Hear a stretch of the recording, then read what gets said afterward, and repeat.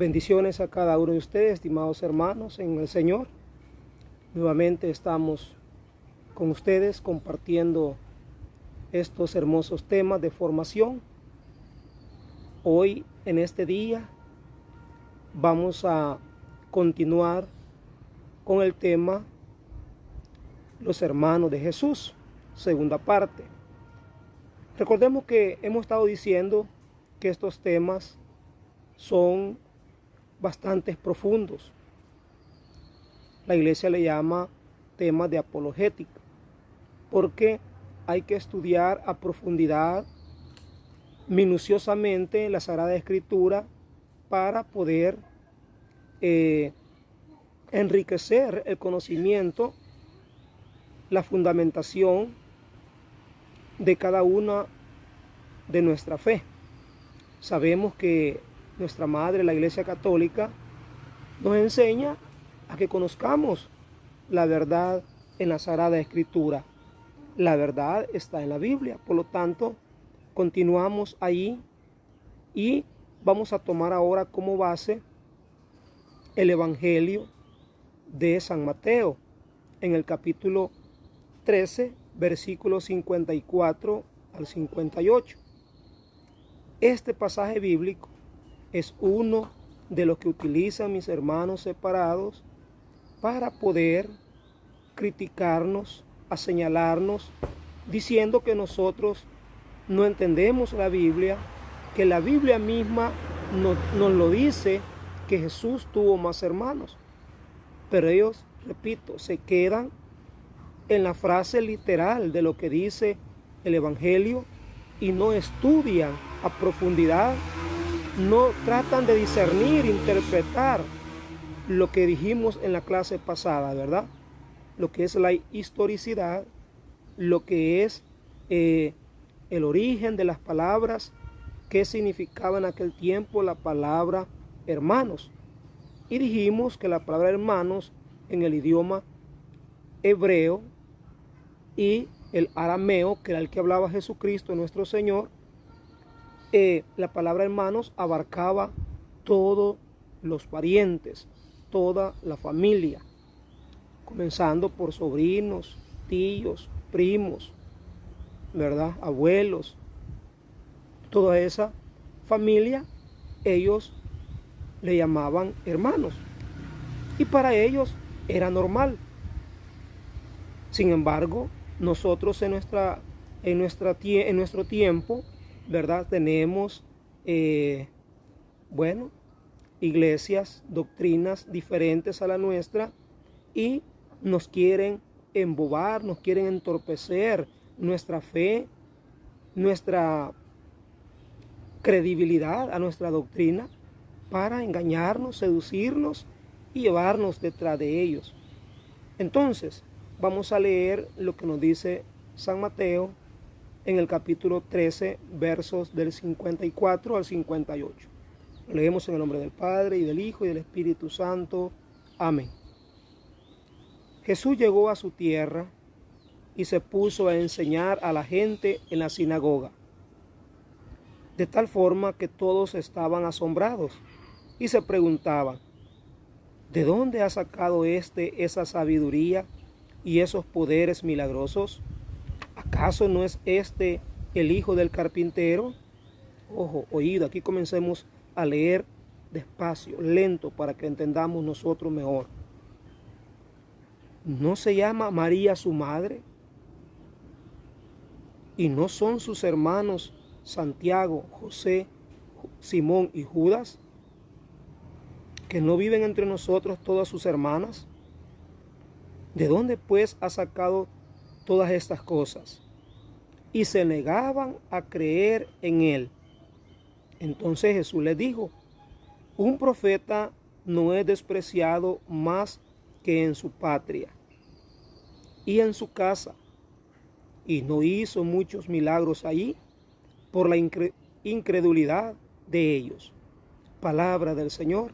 Gloria a ti, Señor. Muy bien, estimados hermanos, si ustedes se dan cuenta, este evangelio tiene dos formas de poder entenderlo, discernirlo, interpretarlo a profundidad. El ámbito espiritual y el ámbito doctrinal. Voy a darle un pequeñito interpretación en el sentido espiritual, porque dijimos que lo vamos a relacionar más en lo doctrinal, en lo formativo de nuestra fe, ¿verdad? Y entonces, ¿cuál era el problema acá? Para en aquel tiempo, el problema no era la mamá, el papá, no era las hermanas o hermanos, que nos está diciendo ahora el evangelista Mateo. El problema estaba radicado en que Jesús hacía muchos milagros predicando en la sinagoga judía, donde él nació. Él había regresado a su tierra y, por supuesto, enamorado de Dios, llega, ¿verdad?, como era costumbre, a esa sinagoga a enseñar. Pero lo que enseñaba como que no mucho le gustaba a las personas de aquel tiempo, a tal grado que pasa algo trascendental. Decían que estaba loco, de dónde había sacado esa sabiduría, esos poderes, imagínate. Y cuando utiliza a la mamá, el papá y los hermanos, es para decir, ¿acaso no los conocemos? Que son de una familia pobre, sencilla, que viven entre nosotros. Aquí se crió, nosotros lo conocemos. De eso era la admiración. No tanto en sí, repito, el que nos diga que sus hermanos eran Santiago, José, Judas y Simón. No radicaba ahí el problema. Pero, imagínate, aquí está la respuesta de Jesucristo mismo. No quiso hacer muchos milagros ahí en su tierra por la misma incredulidad y de sus parientes y también de sus vecinos o amigos. La Sagrada Escritura nos lo dice ahora, y no hizo muchos milagros por la incredulidad. Entonces, ¿dónde radica acá el Evangelio? En la incredulidad. ¿Acaso no lo conocemos? Un carpintero, y de repente hace milagros, y de repente sale que tiene poder. Eso era lo trascendental en aquel tiempo. Pero repito, como si nosotros estamos formándonos y queremos formarnos más, entonces pues hay que pedirle a Dios sabiduría para ir profundizando y que nuestra fe por lo menos se mantenga intachable, firme e inconmovible, que no la mueva cualquier viento, cualquier predicación bonita al oído, pero que no tiene una verdad, no tiene una certeza, no tiene ningún contenido fundamental bíblico. Bueno, entonces, como ya más o menos dijimos, si lo vemos en el sentido espiritual, es, ahora bien, como estamos tratando de estudiar en la Sagrada Escritura, cómo es que en la Biblia hay muchos pasajes bíblicos, hay muchos textos con sus citas que nos hablan que Jesús mismo les decía hermanos a los discípulos y apóstoles, y no era pecado, no pasaba nada.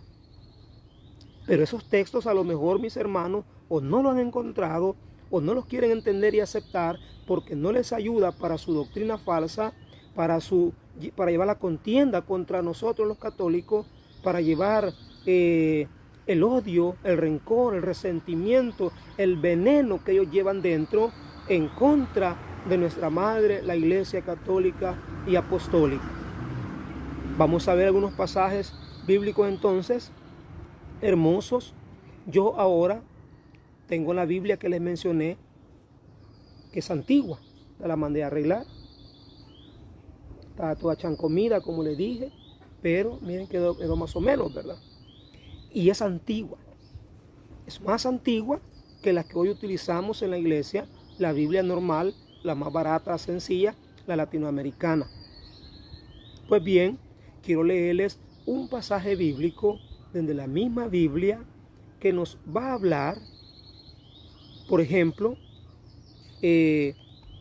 sabemos que hay 3 evangelios sinópticos que le llamamos en la iglesia, que es Mateo, precisamente Marcos, San Marcos y San Lucas, porque prácticamente van hablando casi en la misma sintonía, relacionando lo mismo. Entonces, el capítulo 12, pongamos la atención porque esta ya es una cita que escríbela, estúdiala, léala para que usted tenga cómo defender nuestra iglesia. Capítulo 12 de San Mateo, versículo 46 en adelante. Oiga lo que nos dice. Estaba todavía hablando Jesucristo con el pueblo, cuando su madre y algunos parientes que estaban afuera trataron de hablar con él. Alguien dijo a Jesús: mira, tu madre y tus hermanos están afuera y preguntan por ti. Pero él le respondió: ¿quién es mi madre y quiénes son mis hermanos? E indicando con la mano a sus discípulos, dijo: estos son mi madre y mis hermanos, porque todo el que cumple la voluntad de mi Padre, que está en los cielos, ese es mi hermano, mi hermana y mi madre. Palabra del Señor, gloria a ti, Señor. ¿Te das cuenta, hermano, cómo la misma escritura, relacionándolo a San Mateo, en el capítulo 12, nos está diciendo que llegaron? ¿Quién es el que habla? Aquí dijimos Mateo. Mateo anduvo con Jesús. Mateo sabe lo que está hablando. Recuerda que Mateo fue elegido por Jesucristo. Mateo es aquel hombre cobrador de impuestos llamado Leví. Entonces, ¿a quién le vamos a creer ahora? San Mateo, que nos habla que su madre y sus parientes, algunos parientes llegaron a buscarlo, platicar con él, pero alguien oye esa frase. Ese alguien fue el que llevó la voz, fue el que llevó el mandado, le fue a llevar la razón, y él, en la Biblia, él como que distorsiona el pasaje. Sin embargo, Jesucristo, que siempre se utiliza de cualquier palabra, de cualquier diálogo, busca la oportunidad para evangelizar. Igualmente aquí, el centro no es María y los parientes. Jesús utiliza ese ejemplo y le dice: ¿quién es mi madre y quiénes son mis hermanos? Ah, pero mis hermanos separados siempre salen utilizando esta cita, este pequeño texto en contra, porque dice difama, desvalora, no le toma importancia a la mamá. No, Cristo lo que quiere es utilizar el momento para evangelizar. Y señalando a sus discípulos le dice: estos son mi madre y mis hermanos. Pues bien, ¿Cristo qué quiere decir con esto? Que el que cumple su voluntad, el que cumple las obras de misericordia, el que practica las obras de caridad, el que cumple los mandamientos, a eso le llama mi madre y mis hermanos. Entonces Jesucristo pecó también, porque llamó hermanos a todos sus discípulos.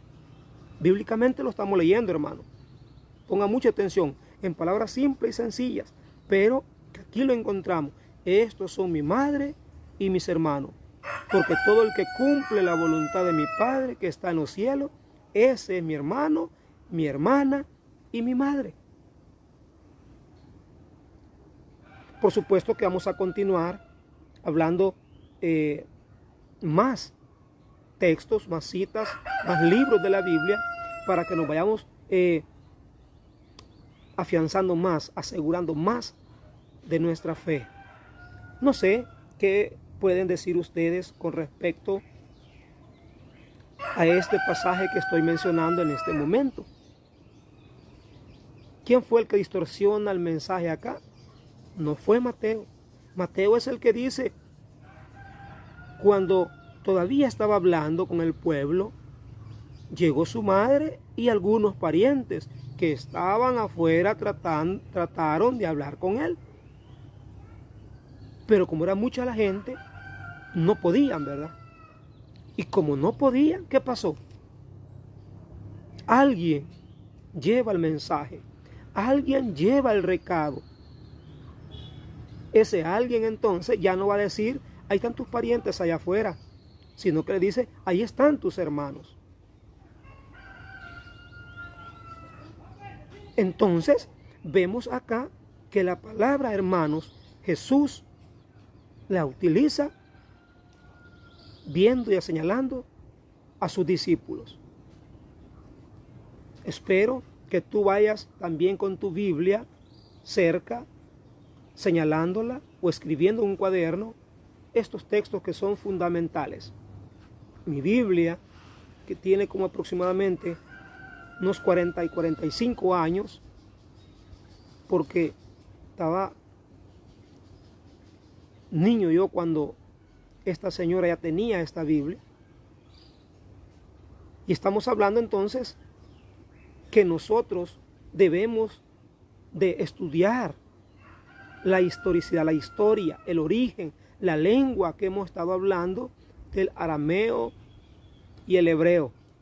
Ya traducido al griego, ya es un poco más factible, dijimos, de encontrar diccionarios con sílabas, ¿verdad?, vocales, y entender mejor las palabras. Si tú te vas en el otro que te dije, sinóptico, parecido a esto, que lo encontramos en San Marcos capítulo 3, versículos 31 y 34, Lucas capítulo 8, 19 y 21, siempre va a decir que ese alguien que lleva el mensaje, el recado, es el que recibe el mensaje de Cristo y le dice, ¿quién es mi madre y mis hermanos? Estos son. A lo mejor ese despistado que andaba ahí no estaba poniendo atención o no cumplía la voluntad de Dios, y Cristo, que conoce los corazones, que dice que traspasa hasta la médula de los huesos, conocía la intención de aquel hombre o joven, pero a lo mejor ese que estaba allá cerca de la puerta, que ya ni oía lo que Cristo predicaba, él le lleva el mensaje. Y al final, saca tú tus propias conclusiones, qué es lo que estamos queriendo decir en estos pasajes bíblicos. Pues bien, si aún ni así con estos textos tú estás convencido, pues vamos entonces a leer San Marcos en el capítulo 3. Escribe ahí San Marcos 3, versículo 21. Vamos a encontrar un pasaje muy hermoso, que este sí creo que hasta las Biblias modernas, nuevas, lo tiene. Dice así: al enterarse sus parientes de todo lo anterior, fueron a hacerse cargo de él, porque decían, se ha vuelto loco. Hoy otra vez, señalando de loco a nuestro Señor Jesucristo, porque vuelto a casa, dice el versículo 20, se juntó otra vez tanta gente que ni siquiera podían comer. El tumulto, la necesidad de Dios, la necesidad de escucharlo, llenaron aquella casa y no podían entrar, no podían comer, no podían salir. ¿Qué dice el versículo 21? Que al enterarse de sus parientes de todo lo anterior, fueron a hacerse cargo de él, es decir, a traerlo, porque la gente decía, se ha vuelto loco. Hermanos, vamos al centro porque el tiempo nos absorbe. ¿Qué es lo que está en el versículo 21? Al enterarse sus parientes. Entonces la Biblia como que se contradice. No, no es que se contradiga. Somos nosotros los que la leemos, los que distorsionamos el contenido del tema. Y no estudiamos a profundidad o no estudiamos minuciosamente, interpretando, discerniendo a la luz de la Sagrada Escritura, con la ayuda de lo que nos enseña la tradición apostólica dentro de nuestra iglesia. Espero que hayas anotado también esta cita bíblica. Vamos entonces ahora a leer San Mateo en el capítulo 18, versículo 15. Vamos a ver qué nos dice San Mateo 18, 15. Si tu hermano ha pecado contra ti, anda a hablar con él a solas. ¿Qué nos dice San Mateo ahora? Si tu hermano ha pecado contra ti. ¿Y a quién se refiere Jesús acá, hermano? No estaba refiriendo solamente al hermano carnal, a la hermana carnal. No se estaba refiriendo ni siquiera a su pariente, sino que hoy se está refiriendo a los miembros de la comunidad judía. Hoy en nuestro tiempo sería a los miembros de tu grupo de oración, de tu pequeña comunidad o de nuestra iglesia católica. Si tu hermano te ofende o ha pecado contra ti, tu hermano, escríbele, hermanito. Son textos básicos. San Mateo 18:15, ¿verdad? Muy bien, continuamos. Hoy vamos ya a ver otro pasaje bastante fuerte, serio. San Lucas, capítulo 22, verso 32. Aquí está. Nos dice así Lucas 22, 32. Eso va dirigido, hermano, a Pedro. Pedro y sus compañeros discípulos, ¿verdad? Versículo 32. Dice así.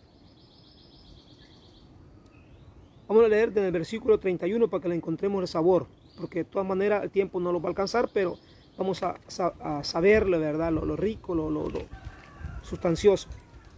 Jesús le dijo a Simón Pedro: Simón, Simón, mira que Satanás ha pedido permiso para sacudirlos a ustedes. ¿A quiénes quería sacudir Satanás? A ustedes, es decir, a todos los discípulos. Pero yo he rogado por ti, para que tu fe no se venga abajo. ¿Por quién? Por Pedro. Jesús rogó un poco más por Pedro, para que la fe de Pedro no dudara, no desmayara, no se viniera abajo a la duda. Yo he rogado por ti, para que tu fe no se venga abajo. Tú entonces, cuando hayas vuelto, tendrás que fortalecer a tus hermanos. Palabra del Señor. Oye, hermanito, tendrás que fortalecer ¿a quiénes? A tus hermanos. ¿Y cuántos hermanos tenía Pedro en realidad? Uno, su hermano Andrés. Dice tus hermanos, porque se está refiriendo a los demás compañeros discípulos. Ay, hermano, tan difícil encuentran los hermanos separados entender estos textos bíblicos. Tan difícil. Para mí no está difícil, pero bueno, nosotros somos católicos, por lo tanto estudiemos un poco más a profundidad esto para que nuestra fe, repito, a mí me interesa más tu fe y la mía, por supuesto. Por eso que estudio, profundizo. Por eso es que me enamoro cada día más de lo que mi madre, nuestra iglesia santa y católica, nos enseña.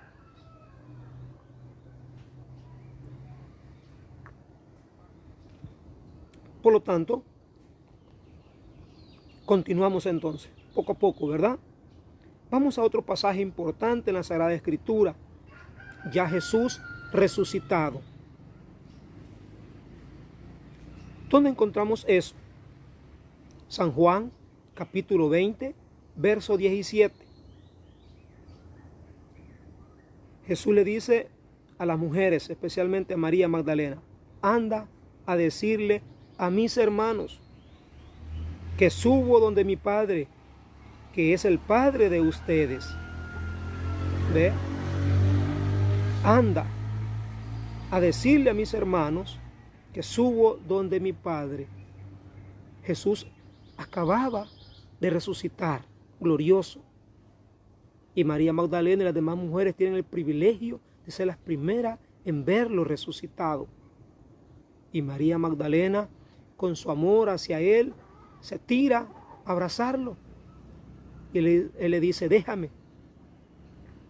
Y le da el recado, el mandato: ve a decirle a mis hermanos.